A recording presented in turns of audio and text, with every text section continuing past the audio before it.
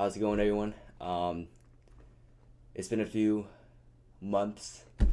I got school going on. I got other stuff going on. But the thing is, I'm back, and today I have a mini review. And this was supposed to be a reaction video at the very beginning. This one was requested by Mr. Yeet Potato over there. Shout out to him. But this is supposed to be a reaction video, but I really couldn't make it as a reaction video because it was really just difficult to make. And I'll go into like what that's supposed to mean and why that is in the actual video, which is coming up. But yeah, we have a mini review today. Hey, how's it going, everyone? Today we're going to be reviewing the album There's Nothing Left to Lose by Foo Fighters. Third full-length LP released in 1999 from the Foo Fighters, a band that was formed by none other than Mr. Dave Grohl. Following the death of Dave Grohl's friend and frontman of Nirvana, Kurt Cobain, not only was Dave obviously extremely upset, it also felt like the doors have been shut with his ideas trapped to himself away from the world. And so then he decided to form the band Foo Fighters as kind of a way of expressing that talent that he had been holding up, as well as a way to move on from the death of Kurt Cobain. The band would go on to release their self-titled project in 1995, and then their breakout album in 1997 titled The Color and the Shape, which is where the hit song Everlong came to be. And then they would release a third record, which is the one we're talking about today, There's Nothing Left to Lose, in 1999. This album was kind of a departure from their previously heavy sound, using a more soft and more melancholy sound. So let's get into my thoughts. I just want to start by saying that the soft approach to hard rock on this album, it is not one that really stuck with me, to be honest.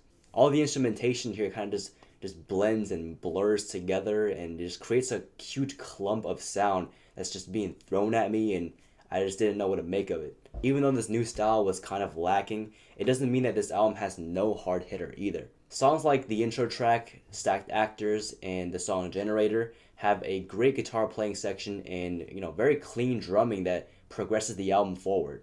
Stacked Actors has these verses with a really idle and calming instrumental, paired with these very whispery vocals.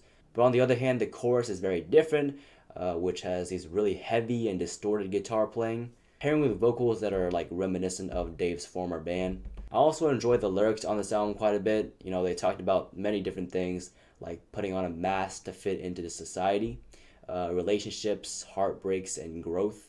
At the same time, the vocalist delivering these lyrics is very consistent throughout the album.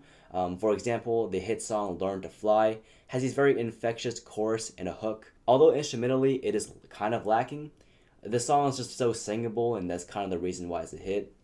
A complaint I have about this record, however, is that although there are many catchy rock tunes displayed, it kind of fails to try anything really new, as it's like your run-of-the-mill rock pop punk album.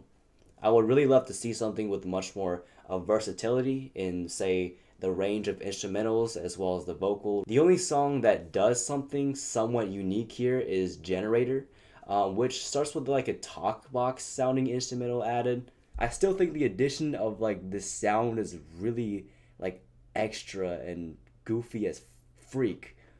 But there are a few moments here and there where I did kind of find it to add some sort of substance. I also love the guitar work on this song, and there's like these clean and distant guitars in the background, but in the forefront, simultaneously, there's like these heavy and distorted guitar being played. They complement each other so well. It kind of reminds me of Song by The Cure. Lastly, I have to mention the repetition. Many of the songs here are around the 4-minute 30-second range, and I think they would all benefit from a shorter runtime, maybe like 3 minutes or something around that. There were just so many times on the album where I hear a good riff or a good chorus, and then it just gets replayed over and over again. And at the end of the song, it's no longer fresh, and I just don't want to hear it again. I'm done with it. The song Next Year is like the perfect example of this. I actually did enjoy the first part quite a bit, actually. I think it's a perfect song to play while stargazing. But then the chorus get played, and then again, and then again, and again, and again. 3 minutes and 30 seconds in, I'm already so done and so tired of hearing the chorus. I'll be coming home next year. Like, we get it, bro. I know you're coming home next year. And then when you think the song's finally over, they just come back and hit you with a chorus another 9 times.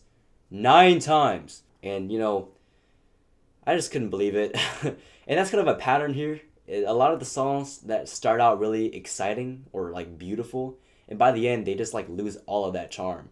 So yeah, that's pretty much my overall thoughts. My favorite song here has got to be Generator. I mean, it's got great instrumentals, it's got great vocals, and by far it's like the most interesting song on this album, like hands down. My least favorite track, you can probably guess, is Next Year. As I've said, it's super obnoxious with its repetition, and it was so ridiculous. I could not believe my ears when I heard the song come back to sing I'll be coming home next year another 9 times. I couldn't believe it. But overall, I do think this album has some great instrumentation here and there. And the singing is also pretty good. However, I do think this album could step out of their comfort zone more, use less repetition, and shorten the length of some of their songs. Overall, I'm feeling a 5.2 on There Is Nothing Left to Lose by the Foo Fighters. So that's it for this review. Comment down below what you think about this album. Did I rate it too low? Did I rate it too high? And yeah, just have a good one, y'all.